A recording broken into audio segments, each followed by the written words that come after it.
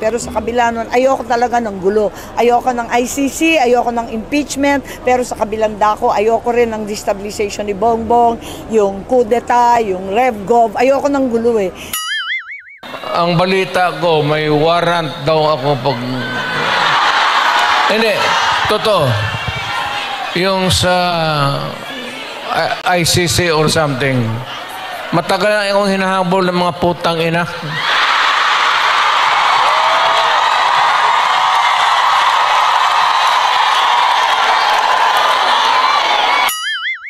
Okay, ayan na nga ha. So pag-usapan natin itong si Senator Imee, nagsalita na nga patungkol dito sa mga balita, usap-usapan na itong si former President Duterte raw ay nakahanda na raw yung mga kapulisan dahil sa pag-aresto dito ng ICC. Ayan, pakinggan natin ha. I-react natin yung sasabihin po ni Senator Imee Marcos. Okay?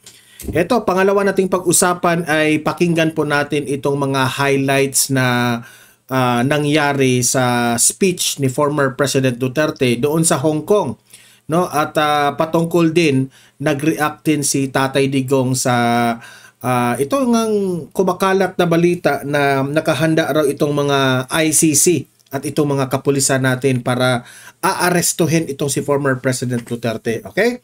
So medyo mahaba-haba itong kay Duterte at masarap naman pakinggan ang kanyang mga speech dito at dapat nating i-react ito word by word, okay? Pero bago ang lahat, bago natin ito tatalakayin, help me po muna na i-like at saka i-share itong ating live, itong video para guys kakalat ito sa taong bayan, okay? Sabay-sabay muna tayong mag-like and share dito sa video na ito ng Don Mar TV. 1, 2, 3, go. Ayan, thank you very much. And also guys, sa mga bago pa lang dito sa aking channel dito sa Don Mar TV, mag-subscribe na po kayo para updated kayo lagi sa ating mga balita. And at the same time guys, yung cellphones po ninyo, ma-notify yan kung meron tayong breaking news, meron tayong bagong uploads, o kung nagla-live ang Don Mar TV. Okay? So mahalaga po na mag-subscribe tayo sa Don Mar TV. 1, 2, 3, go. Okay, nakasubscribe na ba lahat? Okay, unahin muna natin itong balita patungkol dito kay Senator Imee Marcos. Nag-react na po, nagsalita na po itong si Senator Imee Marcos patungkol po dito sa kumakalat na balita patungkol kay Duterte na siya ay aarestuhin. Ang mga meron na daw mga pinadeploy na mga pulis dyan sa Davao, nakahanda para daw pagbalik ni Duterte galing sa Hong Kong ay aarestuhin na daw ito ng ICC. Gaano ba ito katotoo, di ba? Ito magre-react na si Manang Imee. Lay. Ay nako. Anong take niyo ba? Well, para sa akin, alam niyo, nakailang EDSA na sa buhay ko eh. Kaya siguro, medyo tumatanda na tayo. Ang karanasan... Kaya nga nakailang EDSA na tayo, Manang Imee. Diba? Nag-EDSA na tayo sa panahon ng mga magulang mo. No? Nag-EDSA rin tayo sa nung panahon ni Erap. Ngayon naman, hindi maganda kung mag-EDSA tayo ngayon, di ba, Manang Imee? Bakit hindi mo advisean yung kapatid mo? Nakapaligid sa kanya yung mga demonyo dyan sa Malacanang. Advisean nyo yung kapatid nyo. Natin, ang labis na pamumulitika ay talagang hindi nakakatulong. Ang tanong dyan, Senator Imee Marcos, sino yung namumulitika? Nananahimik yung mga Duterte camp, tapos ito na naman ang mga pumuputok na balita. Bakit nyo pinadeploy? Sabihin mo yan sa kapatid mong bangag, na bakit maraming pulis na naman doon sa Davao na pinadeploy. May video pa nga doon, di ba? Tulong sa bansa. Nag-uumpugan lang yung mga may kapangyarihan, ang mga sikat na politiko. Alam mo, Senator Imee Marcos, lahat ng mga pinagsasabi mo, tama yan. Tama. Walang mali sa inyong sinasabi. Ang mali mo lang, hanggang putak ka lang ng putak. Sabihin mo yan sa kapatid mo. Lagi kayong nagkikita Lagi kayong sama-sama dyan sa alyansa ng Bagoong Pilipinas. Bakit hindi mo sasabihin yun? Diba? Yan ang hirap sa iyo, Senator Amy Marcos. Ha? Ano lang ang nakikita namin sa iyo, hugas kamay ka rin eh. Pino-project mo sa taong bayan na ito yung tama, which is logical naman yung mga pinagsasabi mo. Okay, walang problema doon. Ang tanong, ginagawa mo ba? May ginawa ka bang solusyon sa mga inireklamo mong yan? Diba? Kasi it will be useless. Leader ka rin eh, senador ka rin eh, at wala kang ginagawa. And ang mahigit pa nito, kapatid ka ng presidente ng Pilipinas. You have all the access sa inyong brother. Bakit hindi mo ma-advise yung brother mo? Kung sasabihin mo, ayaw mo ng gulo. Yan naman ang point mo, di ba? Yan ang pinoproject mo bilang you are a candidate, no?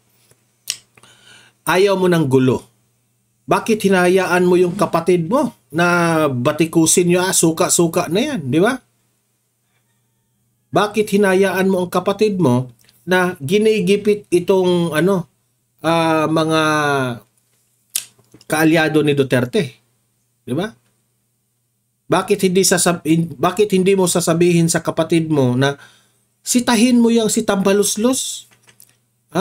Yan ang rason na nasira ang pangalan ni Bongbong Marcos sa mga ginagawa niya. Sa mga tuwadcom, sa mga tricom na yan. Yan ang isa sa mga dahilan na nasira ang inyong kapatid. Wala tayo magbulaan. Siya yung isa sa dahilan. Gawin mo yun, Senator Amy Marcos.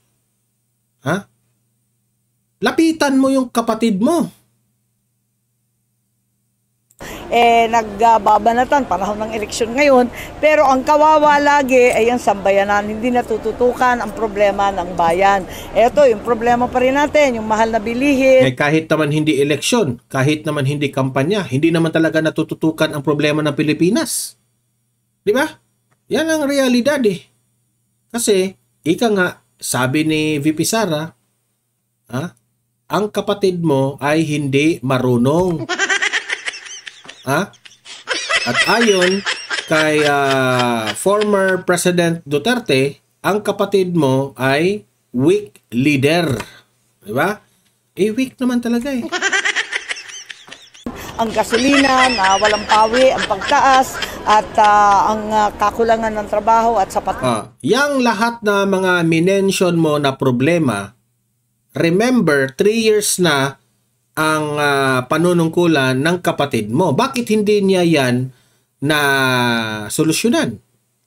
So, what is the reason para iboto namin ang alyansa ng Bagoong Pilipinas na mga senador na yan? Na hanggang ngayon, magti 3 years na yung kapatid mo, hindi nga natutukan yung mga problema na yan. Pati ikaw nagrereklamo ka sa mga problema na yan.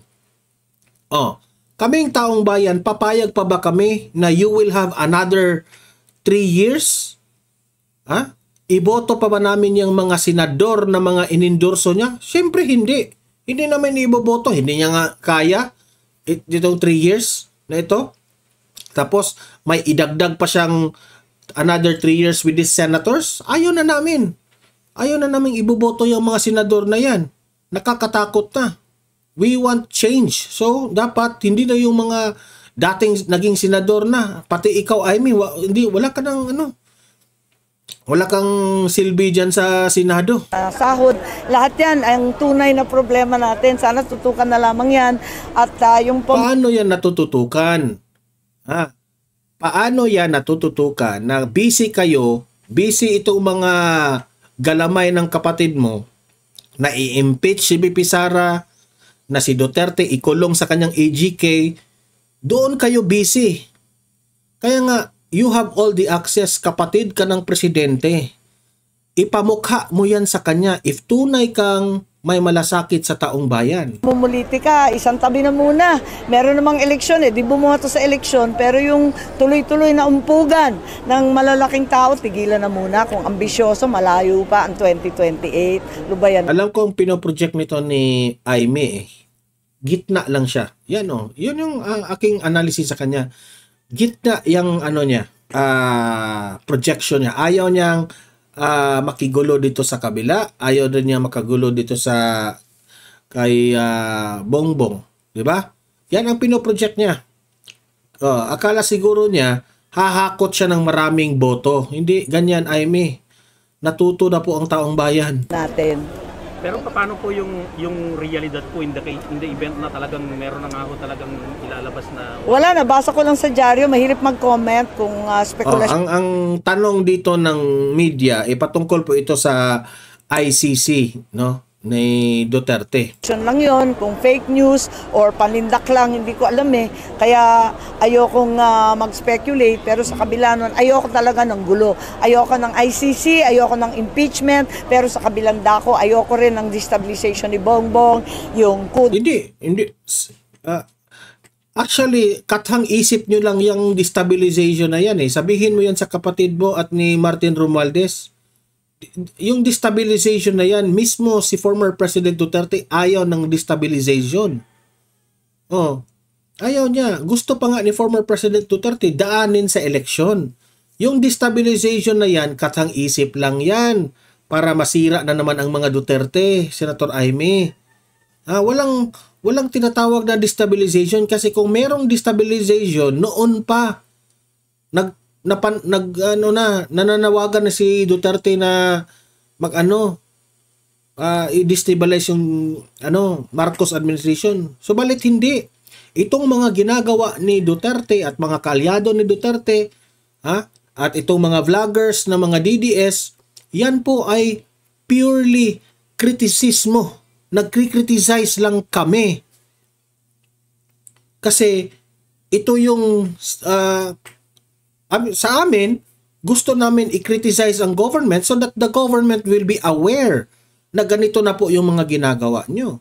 Demokrasya naman tayo. So, that's the true democracy. Kapag marinig nyo na kinikriticize kayo, dapat nga mag-improve kayo.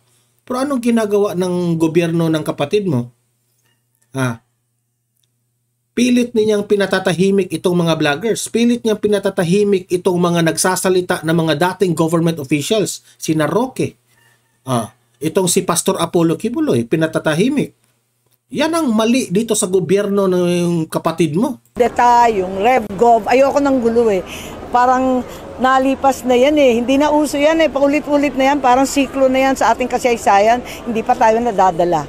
Kailan po yung huling pag-uusap ninyo with Dutertes, kahit sino po sa kanila? Well, kung minsan nagte-text si Inday Sara at yun nga, namomroblema naman yung tao kaya hindi ko naman ginugulo. Tapos si Presidente Duterte nasa problema raw yung tao, si VP Sara. Yun ang sabi niya. Bakit? Ano bang problema ni VP Sara? Baka yung kapatid mo ang nagproblema ngayon. Baka si Tambaluslos ang namomroblema ngayon. Dahil kitang-kita po, it's not on the survey, kitang-kita po, actual. Kapag si VP Sara po ay pumupunta sa iba't ibang lugar at nakipag-meet dito sa mga taong bayan, kitang-kita po, saksi po tayo na mahal po ng taong bayan itong si Vice President Inday Sara Duterte. At nung nakita ito ng kapatid mo at yung cousin mong Tambaluslos, sila po ay namomroblema ngayon. Sila po ay natataranta. Yan ang totoo. Huwag na tayong magbulahan. Davao naman, nagsalising nga kami. Kahapon nandun ako, yung pala nag-Hong Kong. Thank you, Senator. Yun nga nag-Hong Kong pero pinake news nyo eh. Thank you, Senator. Di ba?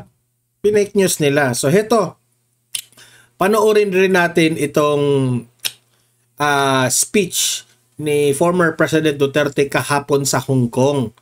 At mainit ang pagtanggap ng mga OFWs natin sa Hong Kong ni na Vice President Inday Sara Duterte at si former President Duterte. Talagang congratulations sa mga taga Hong Kong nating mga OFWs dyan kasi po ang saya-saya nyo, no, talagang binibigyan kayo ng oras para sa ating Vice Presidente at sa dating Pangulo natin. No, ang saya-saya dyan. So, ito, Panoorin natin ha, at magre-react po tayo sa speech nitong si former President Duterte. Kaya naman ako nakita ninyo na patong-patong ang kaso ko. Sa totoo lang, baka ang balita ko may warrant daw ako pag... Hindi. Oh, totoo naman yan eh. 'Di ba? Duda ako dito. Posibleng totoo ito. Sa Davao, meron na raw mga police na pinadeploy doon. Para pagdating raw ng ICC na may warrant of arrest galing sa ICC, nandoon na yung mga police. Ano ba ang purpose doon sa mga police na pinadeploy? Siyempre, kung ano yung na-observe nyo doon sa nangyari sa KOJC, ganun rin yon. Di ba? Hindi na naawa itong administrasyon na ito eh. Si former President Duterte, matanda na yan. Tapos pinadeploy pa yung mga police ha. Nagsidatingan doon sa airport. Bit-bit na yung kanilang props nila. Yung shield nila. Grabe. Ito rin na lang payo ko sa mga pulis na yan. Ha? Ang payo ko sa inyo, tandaan nyo kung tama ba ang mga ginagawa nyo yan. Kung ano man ang naging instruction sa inyong mga senior officer, you better think twice kung yan ba ay tama. Remember, kung ang layunin nyo na maaresto itong si former President Duterte, baka gusto nyo ring i-consider ha kung ano ang nagawa ni former President Duterte sa mga kapulisan at sa mga kasundaluhan natin. Remember, kung hindi dahil kay former President Duterte, hindi po dodoble ang mga sahod ninyo. Kasi dyan, nagtipon-tipon dyan eh. Tingnan lang natin kung maging totoo ba tong mga usap-usapan ngayon. Kasi duda ko eh, meron nag-leak na ano nito. Merong nag-leak na impormasyon. Alam nyo naman, di ba? Kapag si Tatay Digong na po ang target nila, hindi pwede, hindi talaga hindi yan makakalusot. Yung ano na yan, yung issue na yan. Meron talagang lalabas na mga impormasyon. Sa palagay ko, itong gobyernong Marcos na ito, willing rin, he is willing, ito si Bongbong Marcos, he is willing rin na mangyari na arestuhin itong si former President Duterte sa ICC para wala na siyang problema. Alam kasi ni Bongbong Marcos na itong si dating Pangulong Duterte, sagabal ito sa kanyang pamumulitika. Sagabal ito sa kanyang pagtakbo. Itong mga senador at sa upcoming 2028 election, sagabal ito sa kanila eh. Kaya kaya mula ngayon, gusto na nilang as much as possible mawala ito sa mundo ng politika ng Pilipinas. Para wala na silang paano yan Bongbong Marcos? Kung if yun ang mangyari na aarestuhin ito si former President Duterte, hindi papayag ang taong bayan dyan. Ang taong bayan dyan magagalit. Totoo. Yung sa ICC or something, matagal na akong hinahabol ng mga putang ina.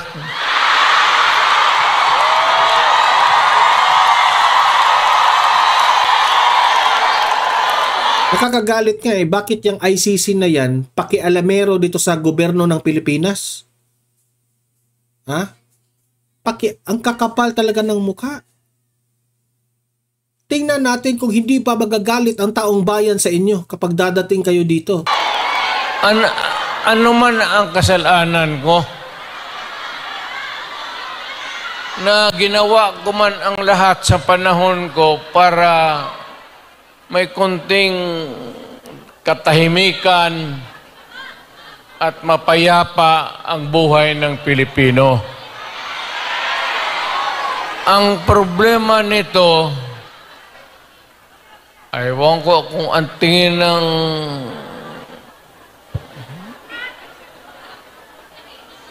ako'y raw yung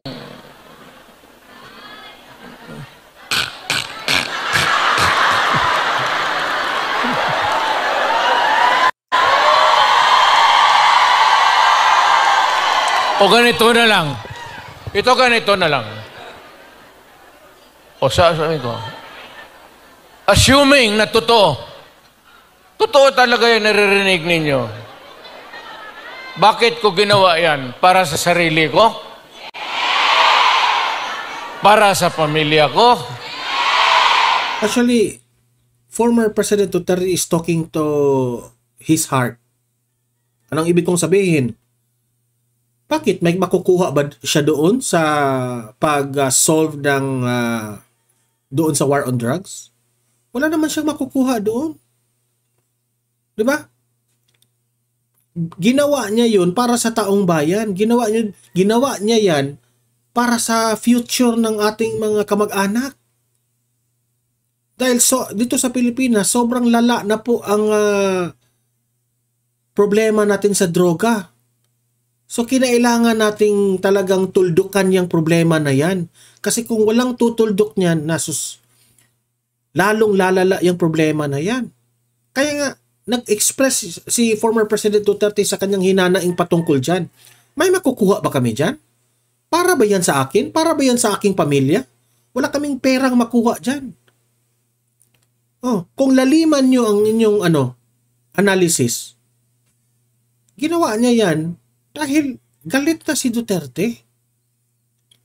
Galit siya dito sa kaliwat kanang patayan. Gurguran. Yan ang tunay na may malasakit. Pero ito yung si Bongbong Marcos ngayon, hindi niya kaya yan. Hindi niya kaya yung ginagawa ni former President Duterte na grabe yung ginawa sa war on drugs. Hindi niya kaya kasi weak nga eh. Weak leader.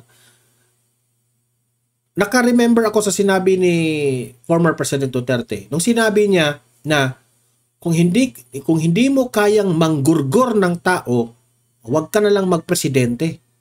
Yan ngayon ang nangyari ngayon kay kay Bongbong Marcos.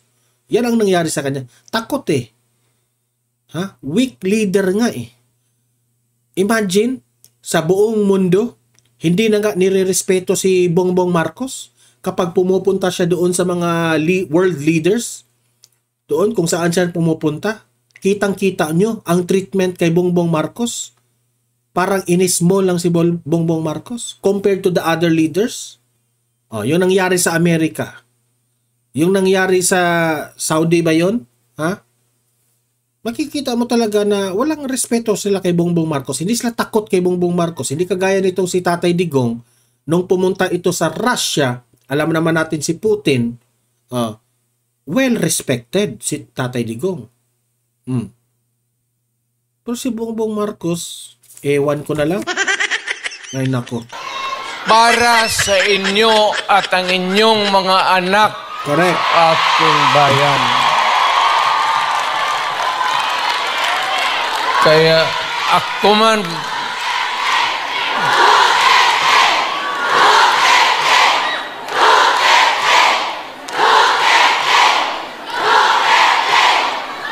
ang higain ko na lang sa inyo, total, kung ganito man talaga ang swerte ko sa buhay, okay lang, tatanggapin ko yan. Wala tayong magawa eh. Hulihin tayo kung ikulong tayo. Kaya lang, meantime, mag-contribute kayo, baski $5, $10. Ito i-issue na naman nila ito nagbibiro, obvious naman na nagbibiro si Tatay Digong dito. I-issue na naman ito ng mga bangag at tambaluslos Para paglabas ko sa presuhan, pagawaan ninyo akong monumento katabi ni Rizal. Si Rizal may hawak na libro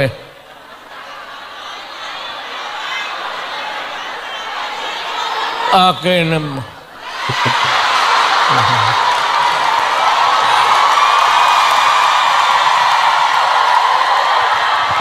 Kaya bakit? Tumahimik ba ang bayan natin kung Pilipinas, hold up dito, hold up. Wala nang ginawa ko ini. Di ba? Tama naman yun eh. Hindi nagagampanin ni Bongbong Marcos yan. Hinahayaan lang niya. Ang dami ng mga nabibiktima ng mga inosenteng tao dito sa Pilipinas dahil dyan. Kaya nga, ang panawagan ng taong bayan, ibalik ang mga Duterte kasi pagod na po kami. Gusto po namin yung aming seguridad bilang Pilipino, secure kami. Dahil totoo naman secure kami sa mga Duterte. Tayo mga ayaw ng gulo, napipilitan tayo to confront evil because nandyan sa harap natin. Sino ba naman gustong pumatay? Putang inang yan.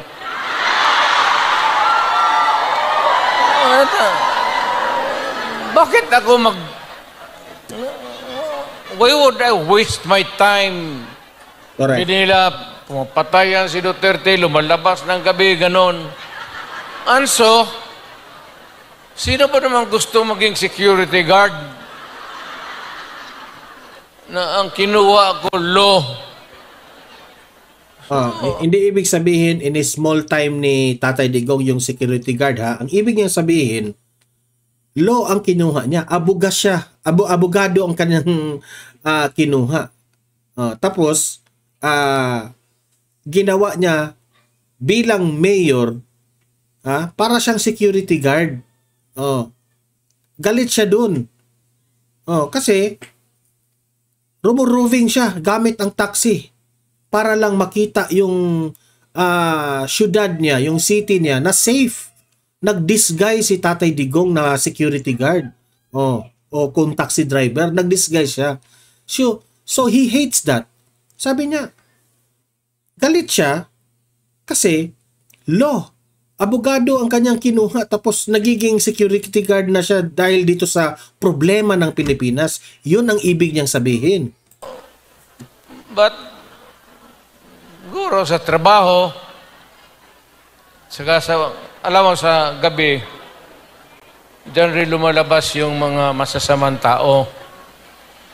At dyan rin lumalabas yung nakakatakot na magandang babae sa buong bayan.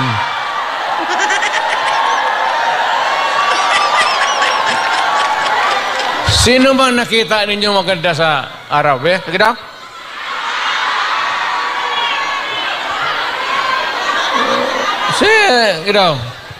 Sa araw.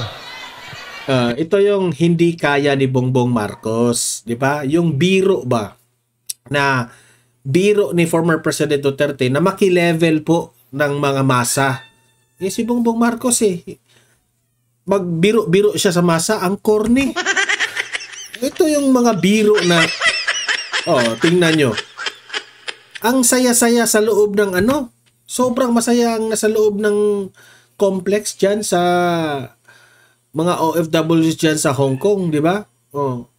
Duterte can entertain. Kasi nga, tunay na nagmamahal sa mga OFWs. Ikaw, Bongbong Marcos, kaya mo ba ito? Sige nga, Bongbong Marcos, pumunta ka sa Singapore, tingnan natin kung sigurong kakaway ka naman sa hangin. Yung nagtatrabaho, pati ng basket, na mamalingge.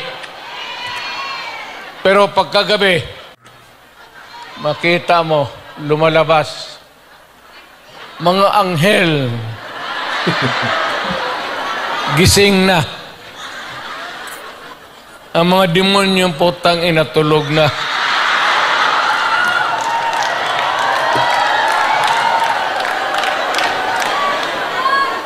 Hindi, ano na tayo, seriously now. No, our country is not yet that well off. Ito yung mga biro ni former President Duterte na gagawin na naman nilang issue kasi inggit at galit sa, alam mo yung bitter, kundi yung tao nagbibiro, sila ay magagalit. Yung mga biro ng Duterte, kayong mga loyalista at dilawista, iyak na lang kayo. I'm very sorry na nakikita tayo dito at kayong napunta dito sa loob kasi sa labas mga Pilipino rin naghihintay doon. So sino may-ari itong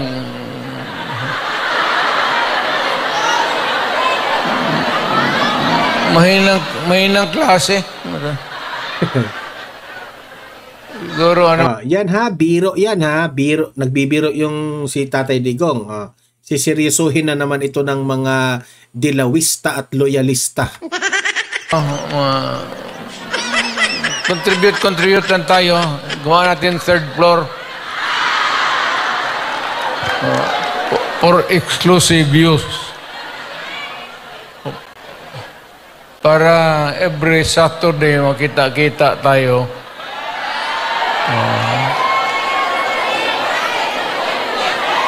Yan na. Maraming mag-uwi dyan, buntis na. Yung mga dalaga.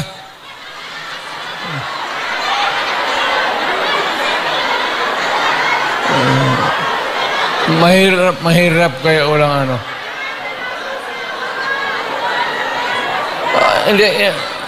Hindi ako mag-survive ng buhay na walang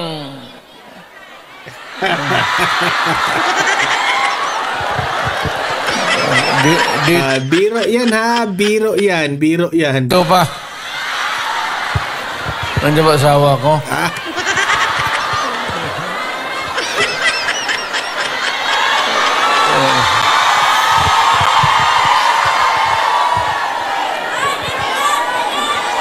Well, you know, ganito yan. We were not really ordered, but maybe it was a form of an order.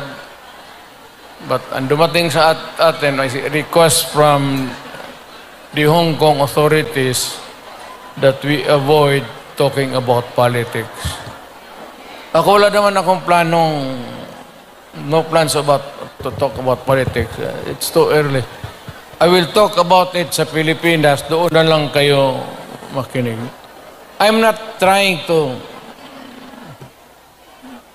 na kayo you vote for I leave it up to you to decide for your own kung ano talaga ang mabuti para sa bayan.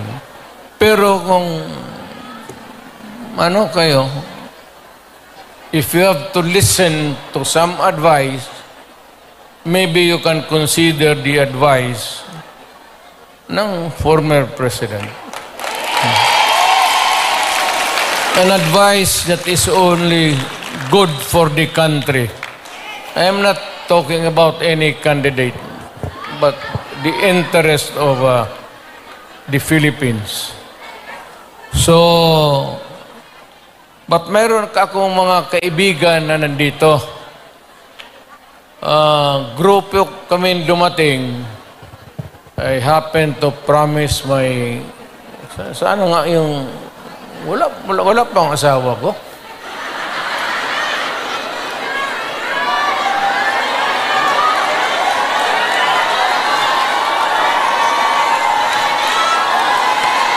Wala ha?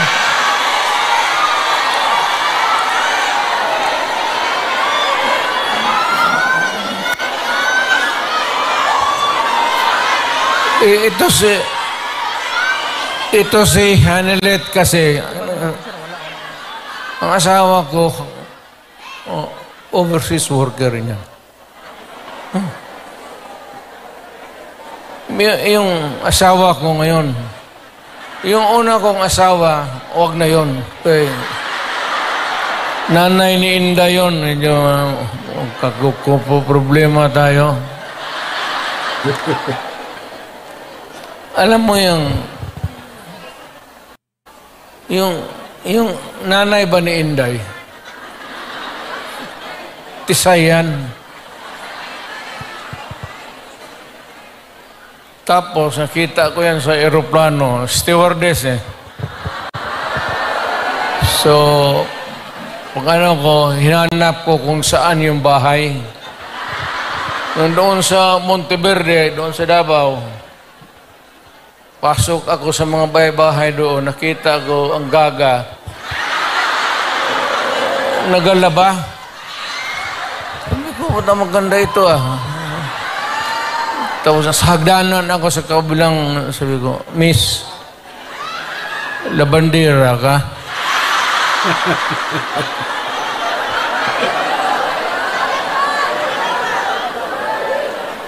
Ewan ko kung sino ang taga-Davao dito. Yung hagdanan nila may nung nahalata ng nanay si Puring, mother-in-law ko, inilipat yung aso doon sa hagdanan. Tang ina, hindi ako makaakyat. Kaya, hiningi mo eh. Ano lang yan yung ano tawag yan? Pukpok sa Bisaya.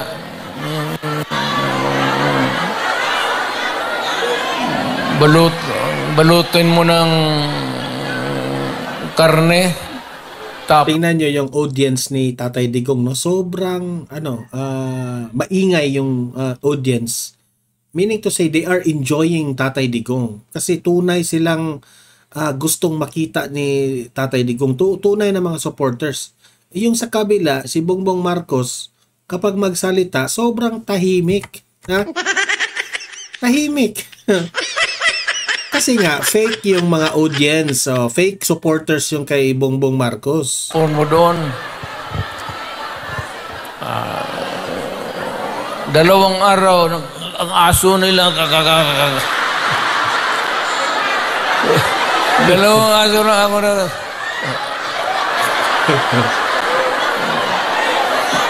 Tang ina mo. Nung namatay, kasi yung nanay ni Elizabeth may puesto sa bangkiruhan. Mga damit. Kaya, yun. Ito naman si Elizabeth. Mahaba ng istorya.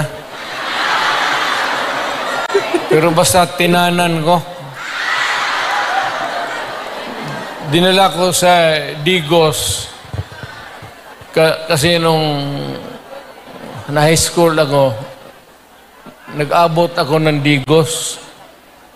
7 years ako sa high school eh. May graduate school na doon.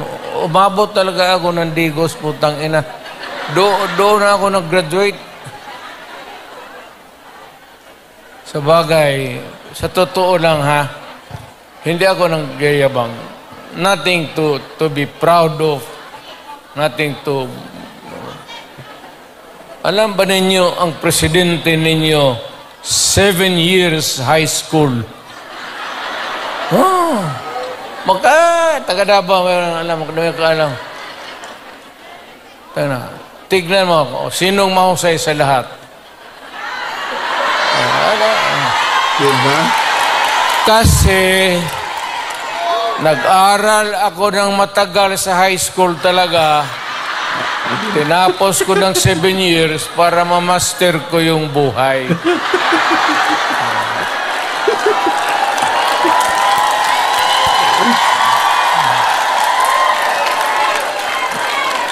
Ngayon, noon magpunta ako dito, magpunta kami ng pamilya, wala man kaming kilala. Ngayon, magpasok ako sa harap ninyo, mayabang na. Mga kababayan, ano bang sunod ang gagawin natin?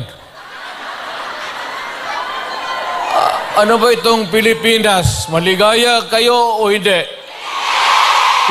Ay, maligaya pala sa bahay, hindi na. Yung Inday na.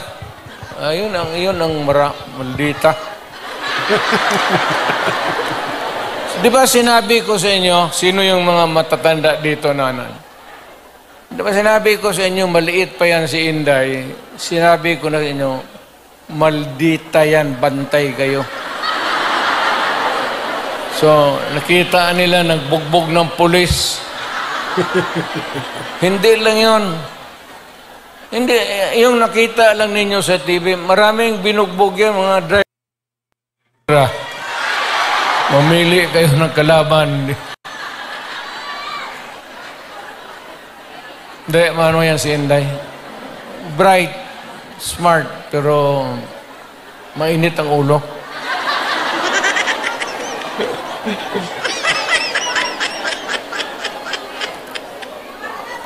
Hindi na ako magtagal kasi ang pinunta namin dito magpakilala naman. Sabihin ko lang yung mga pangalan, tandaan lang ninyo. Okay, so yun po ang full speech kasi after dito, ipapakilala naman ni Tatay Digong yung mga senatorial slate at alam naman natin yun, di ba? So ayun po, masayang-masaya po itong mga OFWs natin sa Hong Kong dahil sa mga biro rin ni former President Duterte, no? So ayan na po, si Tatay Digong sabi niya na kung ano man ang gagawin ng gobyernong Marcos sa kanya, kung ikulong man siya through the ICC, wala tayong magagawa, ha? Pero ang sa akin dito, tingnan natin kung papayag ba ang taong bayan na itong si former President Duterte ay ikulong nila, di ba? Okay guys, so mag-comment, mag-react po kayo sa ating mga pinag-usapan, sa ating itinatalakay, at usap-usap tayo sa comment section. Don't forget, i-like, i-share itong video na ito. At sa mga bago pa dito sa ating channel, mag-subscribe na kayo para updated kayo lagi. Okay? Meron tayong pangalawang channel, Donmar TV, Balitang Totoo. Okay? Yun po, i-subscribe rin nyo doon. Meron tayong mga videos doon na ina-upload na hindi po natin ina-upload sa main channel natin. Okay? So guys, maraming salamat sa mga audience at sa mga moderators natin. See you in my next video. See you in my next live. Have a great day. Have a great night. God bless po sa ating lahat. Mabuhay ang Pilipinas. Bye-bye.